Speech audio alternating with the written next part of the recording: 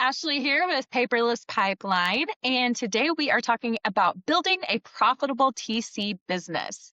And I have the lovely Bernadine Jones with us, and I'm going to let her take it away. Bernadine, do you want to give us just a little bit of information about you and kind of how you got started in real estate? Sure. Started in about 2001. I ended up getting my real estate license. I wanted to, you know, f- learn all about real estate. And I did that for about 8 years. I did residential real estate. So I got to know it. I didn't love it at all. I was like, this is not for me. I didn't like what with the buyers. And it wasn't my place, but I did want to stay in the real estate venue. So in 2008, the market crashed, and everyone's like, "Oh wow, what are we going to do?" I ended up going into working for an REO broker, which is foreclosure broker, which was the perfect time to get in with that. She needed help in her listing department, and I was like, "Oh, okay, let me see what that's like behind the scenes and learn more." Within a few months, she put me into her transaction department, and I fell in love with it. I was doing all transaction coordination from 2009. And we were doing, I mean, at any given time, we had like 50, 60 deals going at a time. And I loved it. I loved the pace of it. I loved the behind the scenes and the organizing and doing all the paperwork of it. I'm like, okay, I found my place. This is where I belong. I don't belong on the front lines. I'm going to be the cheerleader for those out on the front lines now and really help them and get them all organized. I was doing I mean, at that point, no one even knew what a transaction coordinator was. 2009, everyone, they're like, you're doing what? What are you doing? No, that's the agent's job. I'm like, yeah, but there's these little, these people behind the scenes, like little transaction ninjas doing all this stuff so the agents can go out there and do more for their clients and get more listings, get more sales, whatever it may be. They're not, doing that. But I know it did take a while from there for it to really even kick off as a transaction coordinator. So I was doing a job that with a name, but no one still knew what it was. I had to explain every time I had to go into a transaction of who I was. From there, I worked in the investment industry for quite a while. I was with one company for like 7 years. We did flipping of the houses. I did the front end and back end until I was like, I need to find my own thing. I want to get my own thing going. I was working in like a toxic work environment and I didn't love that. So I took a leap and said, I started my own company in 2017 and I figured I'm going to give myself like a year. If this thing doesn't happen, I'm gonna have to go back and find myself a job, but, here we are 9 years later and still kicking, Still going along, yeah. For the record, I love Transaction Ninja. I feel like we should switch over and start using that term more. right? Ninja, getting it all done. Yeah. Stealth, you never know. I on my team, we're little ninjas out here doing, behind the scenes work. Yeah, that is awesome. I love that. Okay, cool. So you know a thing or two about real estate then. I mean, you've been around a little bit. When you think about building kind of a long-term transaction coordination business, what does that look like to you? Like, how do you set yourself up for success for the long term?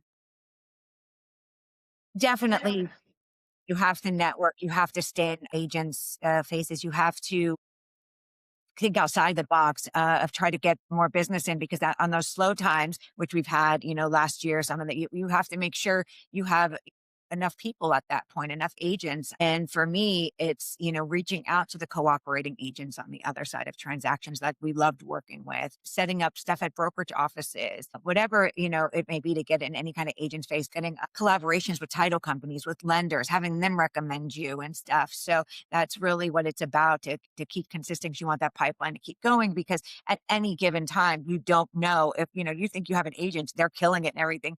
You don't know if they have other things in mind that they're going to be leaving you or anything. So you always have to be networking and pulling in that pipeline of agents and on the phone at meetings, going to events, whatever it is to try to keep that pipeline building of agents. So but word of mouth is another great one. That's pretty much how I built the company is on word of mouth because, when we first started, I'd get one agent with one brokerage and then they'd start talking about us and be like, oh God, you have to call Bernadine over contract to close. And that's how it kind of built from there. But now it's not like that anymore because there's so many transaction coordinators out there. It's there. I was one in a handful in the area that I'm in, if that. And now I'm one in hundreds, of people trying to do transaction coordination. But so you just have to, stay in and, keep your name out there. Yeah. Yeah. So for as much work as you do behind the scenes, you do still have to be a little bit front facing. Still got to get out there, meet people, talk to people. Yeah. absolutely get on the, even though you're exhausted because your brain is fried from doing your transactions, you drafted 20 addendums, contracts coming in, being pulled in every direction. You still have to have that energy to get on, phone calls or go to an event that night that they're having, that there's an event, an agent's going to be there, whatnot. You still got to put that face on and that happiness and go out there and build. So to Yeah, keep it, yeah. absolutely. So you're still working in the files, but you also have a team. Is that right? Yes, I still work in files. There's agents that have been with me since the beginning of 2017, 2018, and I'm not letting them. I think if I let them go, I don't think they'd know what to do. Yeah. Still do work in files, and I do have a team. I have 3 TCs, and then we have a assistant TC as well that does like a lot of the HOA stuff for us. I don't know, where, and here in South Florida is, 90% of these properties have associations. So we need docs and everything. She does all of that. And really helps out with the admin behind the scenes stuff for us, adding docs into the file, into pipeline. So we don't have to, she really keeps pipeline going for us, organized, making sure all of our information's in there, contacts are in there. So, and then, so the TCs, we're in front, talking to people, kind of like, the agents are in front, we're behind the scenes. She's behind the scenes from us, so we can do more stuff with the buyers, sellers, titles, and stuff. Yeah. So how do you keep all of those roles organized? I know you've been with Pipeline for a long time. Do you guys divide kind of by agents, like this TC does these agents, or do you go by area, or just everybody tackles everything? It's by it's agent. So once you get it, so an agent, I always say, once you have a TC, that's your TC. We're not going to be switching TCs around because I want you to build that relationship. You got to build that trust, build that bond. You're handing over your work to us. You're living, this is, so we want you to have that trust and that bond with your TC. So it's never going to be, another, I know you're going to have one TC here, one TC here. So once you're assigned that TC, so two of my TCs right now are at their threshold. So that, I have one more right now and I'm building his threshold, his pipeline right now. Once I'm getting close to that, I'll start interviewing to bring on someone else as well. Yeah, Yeah. that's awesome. And did you know from the beginning that you were going to have a big team like this, or did it just kind of happen? I am such a control freak like most people are. And I'm like, I can't, no one, I'm never going to trust anybody to do any of this because I didn't think I could. And then COVID hit. I was running like 150 files on my own. I was like, well, yay, but holy, I mean, I was literally losing my mind. I was like, this is crazy. And then I just happened to go to a luncheon with this title attorney and she's like, I have somebody that is looking for like some admin work. And I'm like, just let me talk to them. And I brought her and she was actually with me for over 4 years. But then there I just slowly started building. I said, I have to, because the clients were coming in. I couldn't do it. There was no way I could do that on my own. So I had to say, okay, I'll trust. And now these people are amazing that work for me. All of them. I trust them all fully to take these clients on and nurture them like they're mine. Yeah. That's awesome too. So I assume your business has changed a little bit, not just in the work that you do from day to day, but the way things are set up, kind of the way you onboard, pricing, everything is a little bit different now. Is that a fair statement? Yes. I mean, we've really come a long way. I really didn't have anything in place for the first couple of years. I just kind of like, hey, you want to work with me? Cool. I didn't even have a TC agreement in place. I was just like, sure, let's do this, and now, of course, we have to do. I had my attorney draft up a transaction coordinator agreement. Now, you always want that when you're working with clients, get something in place so that with your role of what you do and what you don't do and stuff. So it's not like there's no, there's nothing hidden. It's very transparent. Always say have a good a transaction coordinator agreement in place. Pay for that and have that. So when they sign that, it's not like, oh, what do you mean you don't send wire and instructions? I'm like, it's right there on there, and the reason why is because of this. So, but whatever it may be, just, make sure you have that in place. I do have that. The onboarding, yes, I have a whole process now with forms they have to fill out in onboarding and then getting them onboarding on the paperless pipeline so that they have use of that as well. So that, we try to let them know about paperless pipeline, that you get access to it. You can go see your notes, you can see the docs, you get to see everything. So it has changed. Pricing has definitely changed. I haven't really gone up much, to be honest with you. I started at 300 and I'm at 495. So, it's, I think, some people, agents think that's high, but I say you get what you pay for in this business too. So, you're getting a team of people, you're getting, like I said, we have 100 task checklist in pipeline. So that's another thing. I started off with like maybe 10 things on my checklist in pipeline when I first started, like no follow-ups. It's at 100 tasks now in pipeline. I love that part because you can build out your custom. Over the years, I've built that and I still add to it. Like agents are like, what about this or what about that? So it all just changes. ATCs come on, like people that came on board and they had ideas that they were doing prior or something. And I love that. So it definitely changes. But as far as the processing goes, it's pretty, the same. With what we do every day on a daily basis is pretty much the same. The follow-ups and stuff like that and the reminders and pricing. I don't think I've gone that much higher, just 195 in almost 9 years. So Yeah. I don't think that's bad. No, no, No. not compared to, the cost of living in general. Double-sided transactions, we do charge 800. So if we have both sides, we get 400 and 400. Just so that was new. Some agents, don't love that, but it's, we put them as two Work. actions for us. Whenever them's ever commingled, we're doing both sides. So we do charge 800 for the doubles. Yeah. Absolutely. So, I want to back up just a little bit. I think it's interesting that you invite your agents into your paperless pipeline account. So they get to see everything that's going on, kind of behind the scenes, not in the settings areas, of course, but with their own transactions. Um, do you also customize checklists for each agent, or do you have just kind of a general, okay, so you guys are very white glove, you take good care.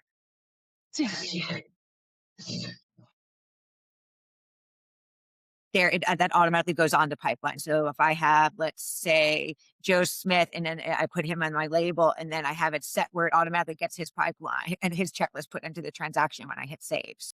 It pops up automatically, and that's a great feature. So it's automatically there. So yeah, they get access. I set them up where they do. They can't see any of the admin info. All of our admin info is very personal. All of our private, whatever we need in the transaction. But yeah, I mean, it's not all the agents use it. Some agents that have been with me for years, like I've never even been inside of it. Some agents all the time, and they love seeing the notes because we do daily notes on everything in our pipeline. Like if we get a title search, escrow, whatever it is, or we'll copy and paste and put notes from lenders or agents or whatever it is. So, and the reason I love that is, say anyone's out, like one of my TCs is out sick, there's an emergency, they want to go on vacation. Any of us can go in and run their files just by looking at their pipeline.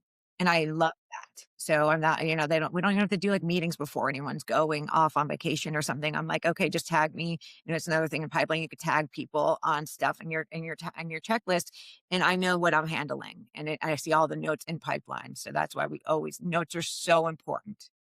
Yeah. Yeah. Absolutely. So for those TCs who are just kind of starting out and who are afraid to charge, a moderate amount or a high amount, would you say like it's just all about the value? I mean, based on what you've said, you put so much work into each agent's checklist and taking care of their files and just really, like I said, offering that value. It seems like your price is more than fair. What would you say to a new TC? Well, I mean, also look at every system.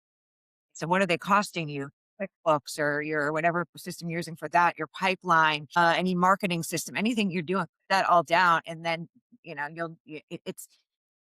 and then you can decide on how you're going to price. I have a lot of systems in place that right now that it costs stuff. So I think of that and know your worth and be confident about it. I know it's hard. I was there too. I remember when I first started, I was frightened all the time, and I get it. You're just like, oh, they're going to ask why that, or, this, or if it's too high, or they're going to try to bargain with you oh, well, can we do it for this cost or this cost? And just know your worth.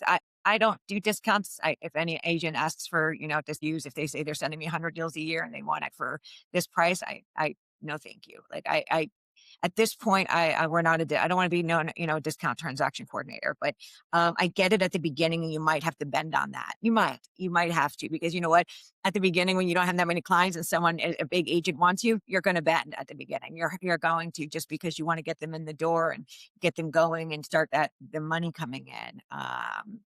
But don't be scared. I think if you have the right systems in place, definitely get a system in place when you're not busy, just so you're not worrying about it once you get slammed, because getting that system in place takes the back seat. So, and that's why I Yeah. like this pipeline, because you could do like the minimal monthly on it, how many you go by transactions, and it's nice. So you could just do the minimal amount when you first start. It's very affordable. It's not anything crazy. But I would definitely get the system in place early on, and know your worth and be confident about it. Yeah. Do you have any advice for how you might convey that to agents? Or maybe looking at it a different way, have you ever had an agent who maybe was skeptical at first and then became a believer after? Most of them are. Most agents are very skeptical, and they're gonna be. Think about it. This is their living. Like, this is their livelihood. And I always tell them, I don't take that lightly. I am honored that you're sending this to us. Like, you're handing over your livelihood and you're trusting me and my team. And that's not something I take lightly. And let them know that this is a very important thing. Like, you're doing and you're trusting in me. But as far as, yeah, most agents, every single one will tell me they're a control freak. They're scared to let go, and I get that because I'm a control freak and I was scared to let go. But, just if you have the systems in place, let them know you're very transparent. They're going to be copied on every email. Get to know them at first. You prefer text messages, emails, whatever it is. But most of them are skeptical. I'm not going to lie. I don't, even when they call me as they're like a referral from agents that have been using me for years, they're still skeptical. Like, I Yeah. don't, so and so does, but I don't. Just build a relationship. It's just like the agents are building relationships with clients. That's our job too, is the relationship building. It really is. And it goes a long way. A lot of the agents that I've been working with for years are friends of mine now. I do some holidays with them. I'm invited, we invite each other to things. It's about the relationship building and this as well. And that trust, because you want them to send you all the transactions, not just also, that's the one thing I always say, like, they're like, oh, well, we're going to do the cash one on my own. And it's like, but why building? I feel like they're going to want to work with you all the time, and because they like talking to you and you're just an extra person, set of eyes on everything. Yeah. Well, I mean, we get into right there, just, relationships, period. The end. You got to take time and build it. And even if you're not like, say, it's like, I like that stuff. I can talk. I love to, get to know them. I want them to talk to me. And a lot of them want to talk to you. They're out the road in their car all the time. They want to pick up the phone and or complain. I mean, I feel like I'm a therapist some days. I feel like I do. I'm like, okay, therapist Bernadine's on now. Here, they want to talk about something that's going on within the transaction, but or they need a cheerleader that day because shit's hit the fan. They just need something. You're that person they call sometimes. And listen, just listen. Even if you're not that person that does that kind of stuff, you got to learn to be. I feel just because they're gonna be more trustworthy and want to work with you more and more and more, and also refer you to other people. That's what you want. You want them to refer you. Yeah. 100%. Yeah. Yeah. Okay. So back to the pricing issue. It's not an issue. It's a delight that we get to price what we're worth. But when you have raised them in the past, how did you communicate that to your agents? What kind of reactions did you get? What kind of notice? Did you get pushback? Tell me a little bit about how you went through that process. It's always an or what's going on, why I'm going to be doing any kind of raise. And usually it's because of inflation, platforms in place. I get the, everything goes up, everything, pipeline, QuickBook, everything I use, the prices go up. So I have to sometimes, I have to, at the end of the day, in a real job, people get raises. Like if you're like working at a company like yearly, you expect the raise yearly, right? Like, even if it's $10, $15, that little bit always helps. So with that kind of stuff. So if I do another one, it's gonna be like a $20 one. So it doesn't really hit them that hard. So I don't feel like anyone is I have had one agent I feel like in my time that really gave me like crap for it. And I asked, we don't work together any longer because it's just, my it hurts sometimes because when you especially because you don't get paid on the fall throughs. Like, I'm like, and it's like we take the hit with you. The deal doesn't close, we get zero as well. And if a little up goes, or after I didn't do like a raise for a couple years and I did one, and only one agent gave me pushback. Everyone else was like, no problem, but it's always in an email format, always just, like letting them know. And it's not right away. I always give them time. Let's say I sent it on the 15th of the month. It's not going to go to the first of the following month. And anything that you send between now and then is going to be the price that we're at right now. Like, say I'm going to go April 1st. Everything you send in March is going to stay at the price you're at. And then April 1st would be the next, the trend. That's when it goes up. So you do give them some notice. It's not like an immediate thing. Yeah. Yeah. Cool. So we've established that you do offer a ton of value for your agents. I mean, you guys really, it's impressive the value that you offer. What do you Yeah. think separates high value transaction coordinator from somebody who maybe just, a compliance checker or just, somebody who just really quickly kind of runs through the file and like Doesn't how do you differentiate yourself? Yeah. We're not that. Not that at all. I mean, we're pretty much like I tell the agents, we do everything except for the negotiations. Literally, from the time we go under contract, we're that second set of eyes. We're processing the file, doing the timeline. We're communicating with all the parties. We're sending reminders, escrow reminders, inspection reminders, title reminders, loan reminder. I mean, everything within. There's no just paper pushing for us.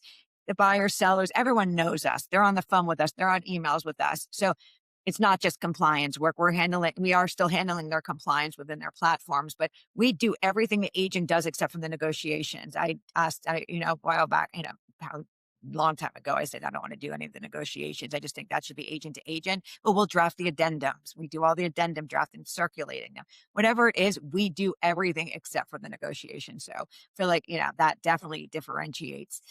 We build relationships with the people within the transaction too, the other agent. Because guess what? That other agent could be your future client. Uh, to build that relationship too, because you never know, because they might be like, wow, I've been looking for a TC and you were great to work with. And that's happened so many times. And you know what? That's another way to build your pipeline. So always try to build those relationships within the transaction as well. Yeah. That's a great answer. Yeah. So when it comes to your business, and staying profitable within the business, especially when you have so many systems and things in place, what do you do to make sure that what you've got going on is sustainable? Like as you're adding new people, as you're adding new systems, as those costs of the systems you're using are increasing, how do you maximize, I guess, your efficiency? Or do you have anything that you put into place to make sure that your business is profitable? Yes. Yeah. Well, we got rid of my office space. That was a big one.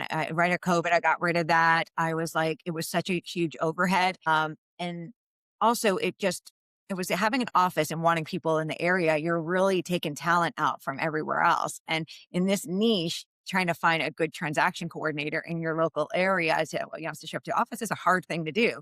So I got rid of the office and now I have people, I have somebody in North Carolina, I have someone on the west coast of Florida. Like we're all remote, which really helped. I think made it more sustainable. And the TCs are all paid per transaction, so it's not like I don't do there's not like a salary or anything with the TCs. So the TCs are paid per transaction, and they get more if they bring on the agents themselves. And so there is like ways for them to get more money on the transactions. But for me, I take a portion of it that I know that's going to pay part of the systems that are in place, pay for any of the emails, all their stuff, the marketing that I do. And then there's some money left for the company as well. Growth, I assume, in the future. Yeah. Yeah, for Yeah. sure. Smart. Yeah. So the biggest thing I did, like I was like, why am I trying to have an office and have people come into an office? Because you're trying to find this industry and somebody, it was tough. Yeah. Well, the industry as a whole is constantly moving. I mean, realtors are in houses and their cars and We can all be in our homes too, home offices. Why do we need to be in an office space? Why everyone that, we do Zoom meetings once a week. So it's kind of, we get to see each other, talk, hey, how's your week? And kind of and then, anyone have questions or we'll do some kind of training, whatever it is, we'll have a weekly meeting. So we each get to see each other at least. And we have a group text going. We text every single day, the team and I, every good morning, right? Hey, I need help with this or, whatever it is. We have a group text going all the time. So, but as far as making it profitable, I have had to work it around. I've made some mistakes. I'll tell you that along the way. I've made some mistakes. I've learned from them and got to a place where I figured it out. But it took some mistakes. yeah. Awesome. All right. So for your TCs who might want to build a team in the future, do you have any advice for them? Like what should they think about before hiring their first person? Definitely put looking for. You want them to have past experience. What's important? How much training do you want to do? Um, Make sure you have that all down and very transparent so you're not hiring the wrong person. And because I've done that too. I've hired too fast and I've let them go too long. That was mistakes that I've made as well. Really know them, talk to, their contacts that they give you for referrals on them, but just know what you're looking for and that they know that. And how much training do you want to do? Like sometimes you're like, I don't have time to fully train somebody on every system. I need somebody to come in with some kind of knowledge that knows how to look at a contract and do a timeline and whatever it may be. You might want that. So I would say do that. Hire slow, fire fast. I got that after from a friend of mine that does like recruiting and stuff. And she's like, Bernadine, she's like, listen to me. It was the best thing ever. Hire slow, fire fast. If it's just not working within that first week and you don't feel it, you're getting that gut, don't go much further. But it's taken me, listen, I've made a lot of mistakes with the hiring process. So, but I've also made some really good decisions too. You're going to learn along the way and you're going to make those mistakes, but then you're going to get those really good ones. You're going to be like, damn, this is great. They're killing it. Yeah, for sure. It's a learning process. Absolutely. And their agents, oh my God, I don't know how I lived without her before. I don't know how I did this. I'm like, oh yes, I'm like a proud mama. I put in the Yeah. group.